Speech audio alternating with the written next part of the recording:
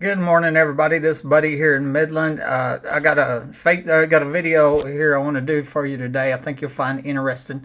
It started with a private message I got this morning, asking if the crimes here were still going on, and the answer is yes. There's rarely a day goes by that I don't hear somebody in my home, and so I answered a question and put a link to a video, and then I made a Facebook post, and that's what I'm going to share with you here to show you and kind of explain this. A lot of people don't understand that point, that this was a lot more than just a premeditated capital attempted murder home invasion from 2012. I mean, these crimes have gone on. They were going on long before I got here, and they're still going on today, and it's bigger than my home. Okay, and so I named this Facebook post, and I'll name this video "Burglaries in Progress." And this is a really short read here. It says, question, were they in your attic today or recently? That's incredibly terrifying. People are so evil nowadays. I don't know how they can even dream so much of the devious, conniving, scheming stuff. Let alone do it. And that was 5:48 this morning. And I answered, I said, rarely a day goes by I don't hear somebody in my home, but sometimes I'm not sure if it's below my home or in the attic. I often come home and find evidence that they've been in the living area of my home too. I found evidence in my bedroom just within the last week. This has gone on since I first reported these crimes in 2010, and I was told the last homeowner was saying the same thing before he died. And it's not just my home, but many other homes too. This phone call was from another homeowner in Midland within the last month. And this phone call is called Terrorized Homeowner, and that was one of the recent police scanner calls that I had happened to overhear of a home on Chelsea Place, and I was talking to that owner, Jennifer, and she's just crying and scared to death. She says on the phone, I'm so friggin' scared. You can hear that in that video. I felt sorry for her. That these criminals were just terrorizing her, and the police been called multiple times. They're calling her crazy, and here she's going to go get a CAT scan. She didn't know that homeowners all over the place. See, these are just some of the addresses in Midland, Odessa. I've documented homeowners reporting people in the attic, and then I've had people contact me from many other states: California, Oregon, Arkansas, New Mexico, Alabama, and others. And so it's much bigger than just the crimes at my home or the crimes at here in Midland. And the other thing I said, I found evidence, and what I found is I come home and I found I saw a piece of pink insulation, the blow-in top that is in my attic, and I found it on my floor, and I knew it wasn't there when I left, and so that was the evidence I found within the last week. Somebody was inside the living area of my home, where I sleep, eat. They have access to my food supply. I've been concerned about being poisoned. And I think it's probably is because of kidney problems, etc. Many death threats. They've already tried to murder me. I think I have been poisoned. Anyways, on to the video. On October 12th, 2008, the last homeowner, Mike Lawhon, died. This was a week before the 2008 oil show started, which is interesting since it's believed there's an underground home in the backyard that was hosting parties for the oil show and where a young girl is believed to have been murdered at in 2010. I was told that he was telling his friends about somebody breaking into this house before he died. Okay, and Mike Lawhon, this is his obituary. He was 27 years old, and like I said, he died a couple of weeks before I transferred into town as the next unsuspecting crime victim, and so y'all can look that up and read that. But what was interesting, a friend of mine contacted me after, of course, recently, and said, I talked to somebody that knew Mike, and he's the guy who lived here before you did. He felt like people were in his house, how he knew people were in his house. Okay, so she met somebody that knew Mike, and that's what was said. And see, I tried to get the police reports for this home before I moved here, and I was denied. The city of Midland denied me access to the police reports, and then I appealed to the Attorney General of Texas, Paxton, and he upheld the ruling. So I've never been able to see the police reports, and I think there probably has clues in there and maybe incriminating evidence, maybe something to do with the cover-up of the suspected murder of Mike Lawhon, 27-year-old young father of 2 little boys, died a week before the 2008 oil show started. And I just threw this in. This video is not about that, but since I mentioned it, many people are documented saying that tunnels, underground homes are here, and these criminals are rigging these homes from underground and using them so they can come and go all they want without being seen. So that's how they're getting in the house. They're not coming in from the door, the window. They're rigging a home where nobody's there with a hidden entrance, a crawl space up a wall, and so they can come and go up that. And when you're not home, they have your whole home. They can use it for a flop house, for prostitution tricks. You know, they have, you know, since they're there, they can get access to your computer. They know your schedule when you're at work, when you're not at work, etc. And, you know, and I've said this before, I'm sure if you're homeless, it beats the crap out of, you know, laying under a mesquite bush in a thunderstorm, you know, and then you also get the people that say, well, you know, didn't you install cameras? Yes, I did. And it took a long time to prove that they were hacking my cameras. And I have absolute proof of that. Provided that to Homeland and FBI last year. And I posted on the internet before.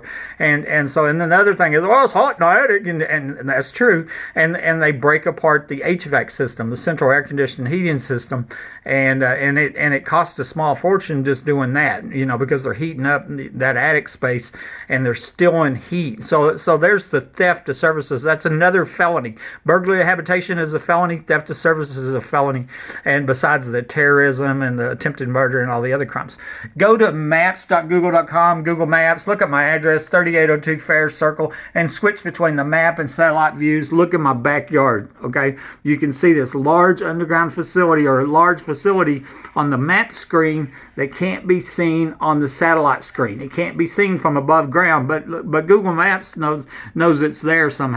And I believe that's one of the 4 3-bedroom homes I was told about. Cost over $1 million each. They're at least 25 foot deep. I've got a woman recorded telling me that. She said they were having pedophile parties down there. I believe that's where the famous and wild oil show parties are, so they're connected to multi-billion-dollar oil companies, and that's probably why a lot of this cover-up's going on, okay? I mean, I was told in 2010 about a young girl that was murdered at an oil show party. I knew it was 5 minutes from my house. I believe it was there, okay? And so I believe that you know, that's probably the key to the whole thing. So anyway, here at the bottom is just some points. A woman recorded telling me there's 4 3-bedroom underground homes here. I have that on my YouTube. Rhonda Denman Rogers told me that one underground facility is a half block away, and that might be on Westmont Court around the corner. Layla O'Brien said she worked on this safe house project, which cost $7.35 million and was finished in 1987. That confirmed other evidence found. It confirmed what the woman on the phone told me. And then, interestingly, Sheriff candidate Joe Lozano, during our election earlier this year, I secretly recorded him telling me that these underground homes was the hideout for Sheriff Painter. That's another YouTube video. It actually went viral, and because that's incredible news. It's hard to believe that, you know, that wasn't a headline news story right there, but that's what's going on here. On November 9th, 2010, I noticed that somebody had been in the living area of my home, and I reported a burglary to the police. So here, I'd lived here for 2 years, you know, because I moved here in 2008, transferred in town as a 25-year company man. And then in 2010, that was the month after the infamous oil show, I recognized somebody had been inside my house. You know, a glass door was found open. These were the officers, Corson and Truex. And there was the timestamps on it. I reported somebody in my house. They already called me 1096, complainant possible 1096, which is crazy. So they were already laying the groundwork. Here I'm a 5-year company man, 27-year company man at that time, homeowner, granddad, you know, and I had a burglary. I wasn't reporting people in the attic, you know, or nothing. I hadn't even thought about that, you know. I just knew I had somebody in my house, and they were already calling me crazy. That seems to be the modus operandi for covering up these crimes, the burglaries, thefts, murders, is they label the innocent crime victim that's risking their life and reporting crimes. They destroy their life with these lies. Okay, and that's what happened to me. In July of 2011, the ex-wife's daughter told us that she heard somebody in the attic, which was documented in my journal at work. This would happen often with the ex-wife when she lived here, as she was playing both sides. We tear gassed the attic together one time. See, she went into court about 22 months after the murder attempt, testified that I was delusional, etc. But, all during the time, the 3 months we were married there, and, here I'm coming home, she's telling me, yeah, there was somebody up in the attic here, and telling me these stories. I wrote this in my journal at work on the week of July 10th. This is 2011. I took the name out. I said, told us she heard noises like somebody was in the attic. It scared her. Said that she got a pair of scissors out for protection. Okay, that didn't happen either on Monday or Tuesday. And I was at work writing this in my work journal. Okay.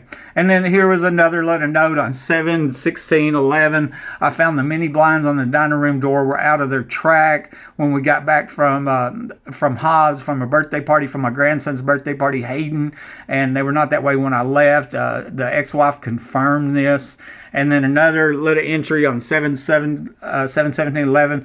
I released tear gas and pepper spray into the attic. We shut down all radios. Me and the ex-wife together tear gassed the attic. We shut down all the radios, dryer, AC, and all. We didn't know. We didn't want to catch the house on fire. And we didn't know if it would or not. But And we also screamed up there before we did it, because they're not trying to kill anybody. We're trying to stop the crimes. But anyway, that was the point I was making about the ex-wife here. She, 22 months after I survived the murder attempt, she's alleged to be involved in the murder attempt, and she testifies that I'm delusional. But while we're married here, she's helping me tear gas the attic, and her daughter and herself tell me. And this was valid. The reason she was scared and she heard somebody in the attic, because she heard somebody in the attic, because they're there. On January 28, 2012, I was ambushed and shot inside my home with my phone lines cut. The emergency room nurse documented me telling Detective Rosie Rodriguez that burglar alarms were going off my attic before I was ambushed and shot, which was recorded on a voice recorder that was found and then stolen by the police. It was checked into evidence after I made a point of it being stolen. That's a whole nother story about the stolen voice recorder, but here I am crawling out. The reason I didn't call for help is because they cut my phone line. They stole my cell phone and they cut my home phone lines before shooting me. And I have a picture. It looks like Rosie Rodriguez leaned over my nightstand where I found my stolen cell phone that had been planted. And I believe she planted it. And so here's the nurse at 11:27. I crawled out at 10:42, and I'm going in closet. There's a voice recorder. There are sirens going off. The alarms kept going off. The alarms going off were in the attic. They were burglar alarms from the attic. Why did I put burglar alarms in the attic? To prove these crimes were going on. Okay.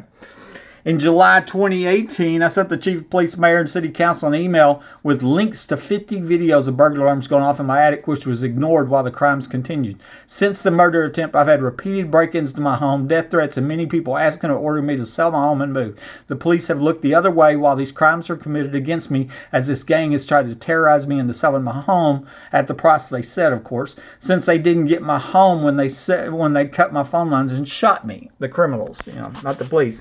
But we know there are some corrupt police involved. Now, keep in mind, I'm a lifelong supporter of police, and because of that, I take a strong stand against police corruption. Any police who are involved in covering up capital attempted murders need to be held accountable for it, and that's what's going on here, or these widespread burglaries, etc. Okay, so there's the date, July 10th, 2018. That shows a burglary, habitation, theft service, 3802 Fair Circle. And that's who it went to. It went to all the former city council, mayor, Seth Herman, current chief of police. Here's the history of, kind of like I'm doing in this video. And down here at the bottom was links to 50 videos on my YouTube and Facebook showing burglar alarms going off. I mean, caught on camera. You could hear them going off. And most of the time in my attic, sometimes in my home. It's in the living area of my home. It's not just my home, but many other homes where the owners have reported somebody in the attic. It's unknown how many other people have been murdered by this gang, and this is still going on. So here's a list of other homes just in Midland, Odessa, addresses where I've documented other homeowners. It's either I recorded the police scanner call, or I had an email, or somebody told me. And so, some of these are incredible. I've I've got videos about these homes. These are just ones I happened to overhear. You can bet there's probably 10 times more than this. There's probably many people that has this going on that don't even know it. I lived here 2 years and I didn't realize this home was rigged and they were using this home. And so I believe that's going on. Also, a link to a video, people in the attic right here. You can go click on this from my YouTube. Day before yesterday, a burglar in the attic dropped something, maybe their gun, and it made me jump. Sometimes I hear small noises, but other times they fall down or drop something. This has happened many times over and leaves absolutely no doubt to somebody being here. And it's happened with other people in my home too. As I said, rarely a day goes by that I don't hear somebody in my home. And this isn't a what if or could be. I saw a young Hispanic guy on camera one day. This is lawlessness. Okay, so this was posted to my Facebook 2 days ago. The burglar in my attic just dropped something and scared the crap out of me. When they do that, you know exactly where they're at. And of course, it's timestamped, 2 days ago. You can go on my Facebook and find it. But it's not a one-off. This happens all the time. There's hundreds and hundreds and hundreds. And like, why don't you do something about it? Like what? Send 150 emails to law enforcement, to the Texas Rangers, to everybody up to the president, And well, I'd get my gun and I'd get in a gunfight with a dozen secret police. No, you wouldn't. They would shoot you and kill you. That's the problem. That's the problem here, is the police corruption. These criminals that are breaking in this home and many other homes are being protected by a group of corrupt police. And remember, I was shot and left for dead with my phone lines cut. So, all these people, being the armchair quarterback, I do this, I do that, I can't believe you hadn't done nothing. You're not even thinking it out. That's just talk is all it is. Because really what would happen is they piss all over themselves. On July 28, 2020, I recorded this call from my police scanner where the owner at 4711 Country Club reported somebody in the attic. Keep in mind the date, July 28, 2020. Today is September 5th, okay? And that was a month before last, okay?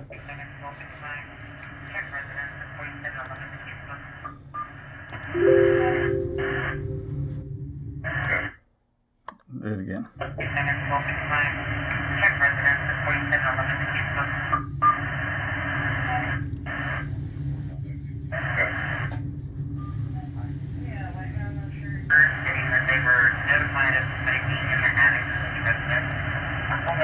Somebody in the attic. 4711 Country Club here in Midland.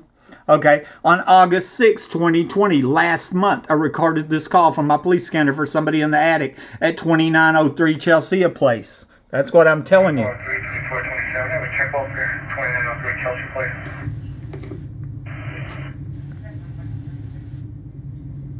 Place, the potential question to check off her on her daughter, Jennifer. The daughter keeps sending messages and saying that there's someone in her attic. Now, and they were fixing to say history does show a mental problem because they were calling her crazy. That very first video called Terrorized Homeowner was talking to Jennifer on the phone and she was crying. She had called the police 4 times before that and they wouldn't do anything. And, and of course people are calling her crazy. And I'm going, no, this is going on all over the place. And, these people have rigged your home. They're terrorizing you, and I'm praying for you. And hopefully they don't kill you and the secret police cover it up. Here's a short compilation of other police scanner calls recorded for somebody in the attic. And it doesn't include the many people who have written me or told me their stories in person. This is going on all over the place, including many other states.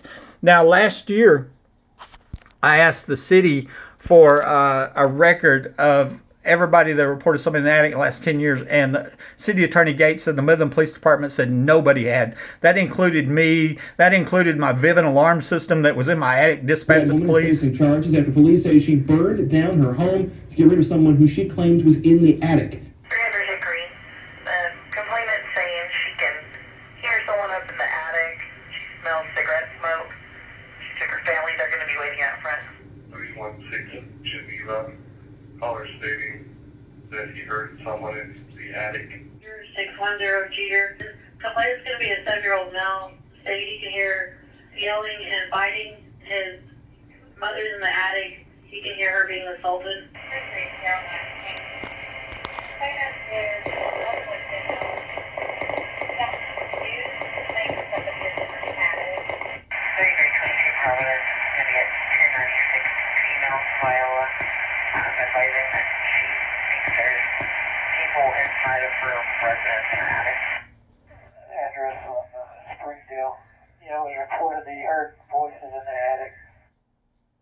Okay, so and here my YouTube channel is Buddy Webb. If you want to go look at that, and you'll see it. You know, since 2012, then I've made over 800 videos, and had some millions of views. Not a news story in the nation. This should I think we can all agree this is the biggest untold story in America. It should be national news. What's going on with these people that are rigging these homes and people getting in the attic? And share this story with your friends. It might save their life. Talk to you later, Buddy Webb.